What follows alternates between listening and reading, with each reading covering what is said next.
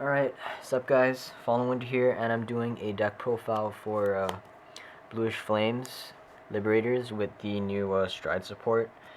The deck is, I think, actually like card for card the exact same as my other video.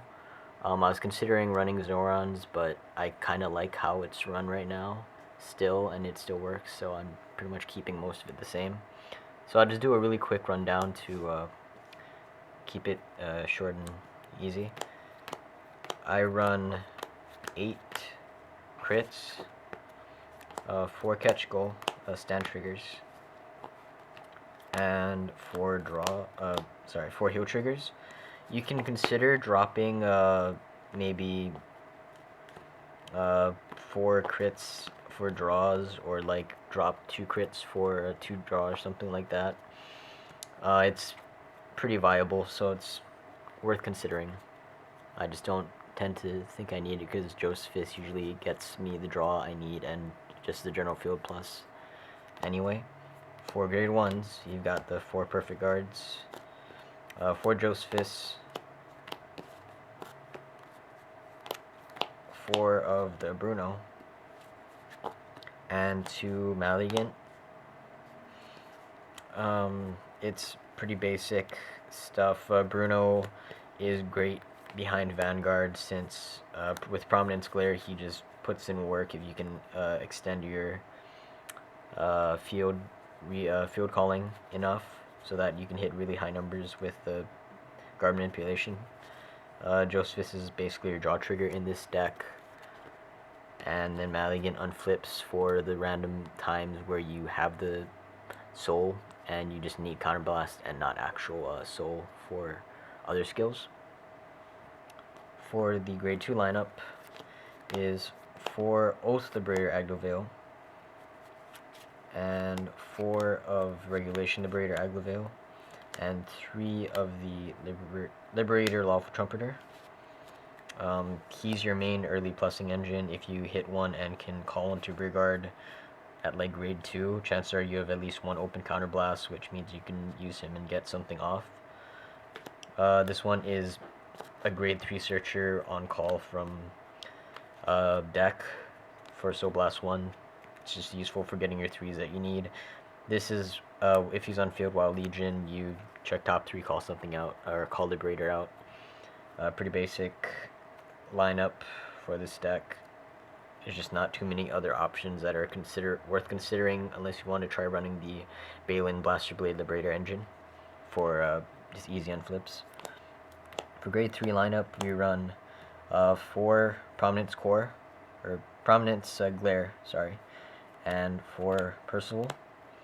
Percival is your secondary option usually, and just your Bluish Flame targets for Prominence Glare, but he can also be used to play a more stall and hand advantage game, just to pretty much plus cards for free instead of the more aggressive and minus-y Prominence Glare skill, which is guard manipulate and stuff like that.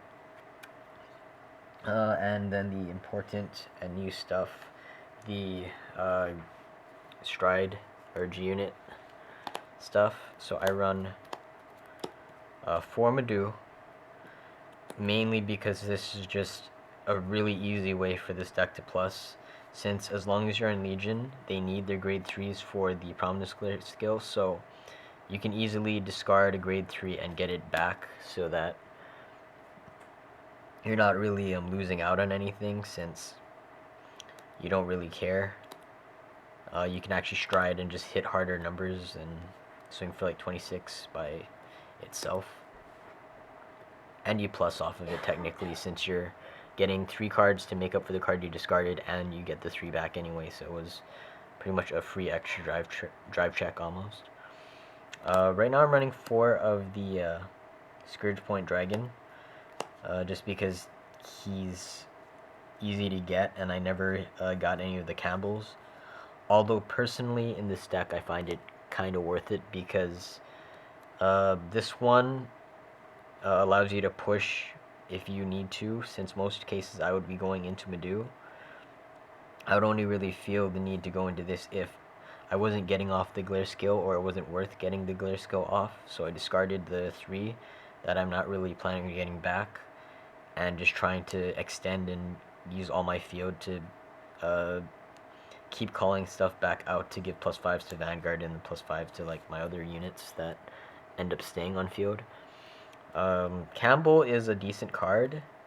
I just personally think that on hit in this deck for a discard of one of the units you really need for one of your main skills isn't as necessary and kind of risky, just because you're minusing or you're losing a card you probably want in deck because you don't have Stride Fodder grade 1s yet to potentially plus off of it with the on hit.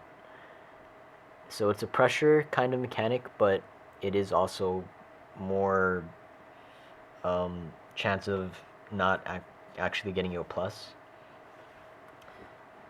One other thing that's kind of useful in a more desperate situation, if you have the hand to make it worth it, with Madu, because you technically get a grade 3 back, it is sometimes worth it if you want to try going off with Prominence Glare the next turn and you don't have a 3 but you know you have one in drop zone.